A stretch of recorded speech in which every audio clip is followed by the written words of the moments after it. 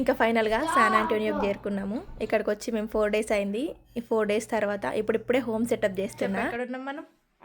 San Antonio, అది Texas. మేము San ఆంటోనియోకి వచ్చి 4 డేస్ అయింది. 4 డేస్ తర్వాత కొన్ని సామాన్లు సర్దుకున్నాం. కొంచెం అట్లా ఇంకా సదరాల్సినవి ఉన్నాయి. కొంచెం గదిక బాగానే ఉన్నాయి. అసలు ఏం లేవు అనుకుంటూనే ఉన్నా ఎన్ని రోజులు, కానీ తీస్తా అంటే వెళ్తున్నాయి సామాన్ అంతా. ట్రక్ నింపేసరికి, ఆ ట్రైలర్ నింపేసరికి ఫుల్ కొంచెం ఇబ్బంది అయింది. చిన్న ట్రైలర్ బుక్ చేసినాము మేము. అందులో కొంచెం పట్టించి పెట్టేసరికి అన్ని సర్దుకుంటూ కూర్చునేసరికి 3-4 డేస్ అయింది. ఇంకా 4 డేస్ అయినా కూడా ఎక్కడ సామాన్ అక్కడనే ఉన్నట్టు అనిపిస్తుంది. ఇంకా సర్దాల్సినవి ఉన్నాయి. ఇంకా 2 డేస్ అయితే సెట్ అయిద్దేమో. ఇది పరిస్థితి. ఎక్కడ సామాన్లు అక్కడనే ఉన్నాయి. టీవీ ఇంకా సెట్ చేయలేదు. నిన్నటి వరకు ఇంటర్నెట్ లేకుండే, సో ఇంకా సెట్ చేయలేదు. ఇది సామాన్. హాయ్, ఎట్లున్నారు అందరూ? బాగున్నారా? మీరు కనుక నా వీడియోని ఫస్ట్ టైం చూస్తున్నట్లయితే ప్లీజ్ సబ్స్క్రైబ్ చేసుకోండి.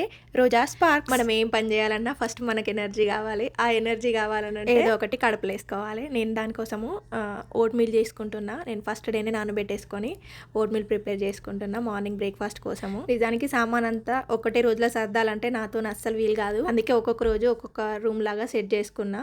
హాల్ కోసం కొంచెం ఎక్కువ టైమే తీసుకున్నా. మా కిడ్స్ ఇద్దరు ఉంటే నాకు అసలు ఎక్కువ పని కాదు. వాళ్ళకి ఇంకా స్కూల్ కూడా స్టార్ట్ కాలేదు. వాళ్ళని స్కూల్కి పంపించిన తర్వాత ఇంకా మొత్తం సెట్ రైట్ చేద్దామని ఒక హాల్ మాత్రం ఫస్ట్ సెట్ చేస్తున్నాను నేను ఈరోజు. మా వాళ్ళు స్కూల్ లేకుండా ఇంటి దగ్గర ఉన్నారంటే నాకు వాళ్ళతో నడవడానికి సరిపోద్ది.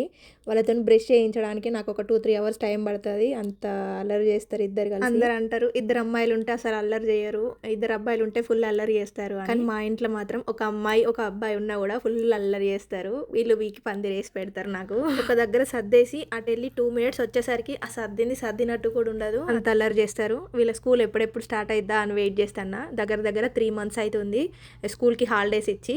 మే 2nd weekలో అట్లా హాలిడేస్ ఇచ్చారు. ఇప్పుడు ఆగస్ట్ 2nd weekలో ఉన్నాం మేము. ఆగస్ట్ 2nd weekలో స్టార్ట్ అయింది వీళ్ళకి స్కూల్. అంటే ఒక 3-4 days ఉంది ఇంకా నియర్లీ. యాక్చువల్గా మేము తీసుకుంది డబుల్ బెడ్రూమ్, కానీ కిచెన్ మాత్రం చాలా చిన్నగా వచ్చింది. కంపేర్ టు డెన్వర్లో ఉన్న హౌస్ కంటే ఇది చాలా చిన్నగా ఉంది కిచెన్. అసలు సామాన్లన్నీ ఎక్కడ పెట్టుకోవాలని కూడా అర్థమైతలేదు, అంత చిన్నగా ఉంది. ఇంకా నా బ్రేక్ఫాస్ట్ అయిపోయిన తర్వాత నేను ఫస్ట్ కిచెన్ డ్యూటీలో పడ్డా.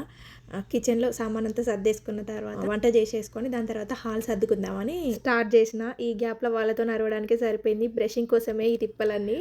అసలు పిల్లలు ఎందుకు ఇంత అల్లరి చేస్తారో అర్థమే కాదు. నా పిల్లలే ఇట్లున్నారా లేకపోతే బయట వాళ్ళ పిల్లలు కూడా ఇట్లానే ఉన్నారా అని అప్పుడప్పుడు డౌట్ వస్తుంది. నేను మా ఫ్రెండ్స్తో మాట్లాడినప్పుడు వాళ్ళ కిడ్స్ ఎక్కువ అల్లరి చేయరట, చెప్పింది వింటారట అని అంటే మంచి హ్యాపీగా అనిపిస్తుంది. నేను మాత్రమే చెప్పింది ఎందుకు వినరు మా వాళ్ళు, ఇంత హైపర్ యాక్టివ్. వీళ్ళ హైపర్ యాక్టివ్నెస్ నేను అసలు తట్టుకోలేకపోతున్నా. సరే బాధ అనిపిస్తుంది. ఇంకా లాస్ట్కి ఏదో ఒకటి చెప్పి వాళ్ళని బ్రష్ చేపించి బ్రేక్ఫాస్ట్ పెట్టేసిన. ఇంకా నేను కుకింగ్ స్టార్ట్ చేసిన. ఇక్కడ నేను గోరుచిక్కుడుకాయ కూర ఇంకా గోంగూర పప్పు చేస్తాను ఈరోజు. మీరు కూడా గోరుచిక్కుడుకాయ కూరని పచ్చిమిర్చి కారం ఇంకా కొబ్బరి పొడితో చేసుకుంటారా? కామెంట్స్లో చెప్పండి. నాకు ఇట్లా చేసుకొని తినడం అంటే చాలా ఇష్టం. గోరుచిక్కుడుకాయ కూరని, గోరుచిక్కుడుకాయని పోపులో వేసేసి ఇంకా నేను హాల్ సర్దడానికి వెళ్ళిన. కొద్దిసేపు టైం పడుతుంది కదా అని చెప్పి ఇంట్లో ఉండే చిన్న వస్తువులు ఎక్కడ పెట్టాలనో అర్థమైతలేదు. అక్కడ ఉన్నప్పుడు టేబుల్స్ ఉండే, వాటిలో ర్యాక్స్ ఉండే, ఇక్కడ అసలు ఏం లేవు. మేము అక్కడ నుంచి వచ్చేప్పుడు టేబుల్స్ ర్యాక్స్ అన్ని అక్కడే పడేసి వచ్చేసినాం. ఇక్కడ ఇళ్లలో ప్లెయిన్ వాల్స్ మాత్రమే ఉంటాయి.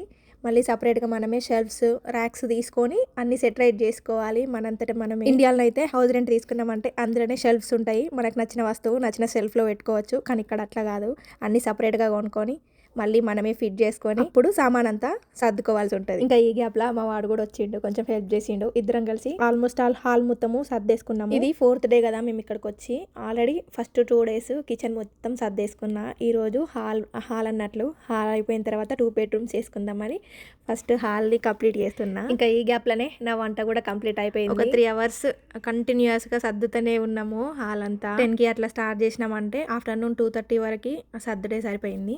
ఇంకా 2:30 ముగ్గురం కలిసి కొంచెం లంచ్ అట్లా కంప్లీట్ చేసేసుకుని నాకు ఇష్టమైన గోరుచిక్కుడుకాయ కూరని ఫుల్గా ఎంజాయ్ చేసిన. నేను చాలా రోజులు అవుతుంది గోరుచిక్కుడుకాయ కూర తినక. ఇప్పుడు ఇక్కడికి వచ్చినాం కదా, అసలు కూరగాయలకు డోకానే లేదు.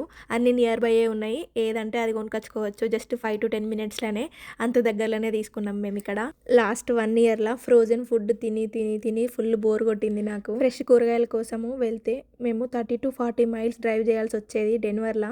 అంత లాంగ్ డిస్టెన్స్ ఉండేది. మేము ఇక్కడికి వచ్చిన తర్వాత ఇంత దగ్గరలో అన్ని చూస్తే భలే హ్యాపీ హ్యాపీ అనిపిస్తుంది నాకు. కూరగాయల కోసం అంత హ్యాపీనెస్ అని మాత్రం మీరు అసలు అనుకోకండి. ఏదైనా కానీ దూరంగా ఉంటేనే వాటి వాల్యూ మనకు తెలుస్తుంది. ఇండియాలో ఉన్నప్పుడు జస్ట్ బిల్డింగ్ దిగుడుతోటే కూరగాయల మార్కెట్ ఉండేది. నచ్చినాయి అన్ని నచ్చినట్టుగా కొనుక్కొని వచ్చేదాన్ని నేను. ఇక్కడికి వచ్చిన తర్వాత ఎవ్రీ 15 డేస్కి ఒకసారి 1 వీక్ ఒకసారి 30 to 40 మైల్స్ జర్నీ చేయాలంటే అక్కడనే 1 డే టైం అంతా వేస్ట్ అయిపోయేది. అందుకు నేను హ్యాపీగా ఫీల్ అవుతాను. సో ఇది మా హోమ్ సెటప్ వీడియో. ఈ వీడియో మీ గనుక నచ్చినట్లయితే ప్లీజ్ లైక్ చేసి షేర్ చేయండి. అట్లనే సబ్స్క్రైబ్ కూడా చేసుకోండి. ఉంటాను. టాటా. సబ్స్క్రైబ్ మాత్రం అస్సలు మర్చిపోకండి.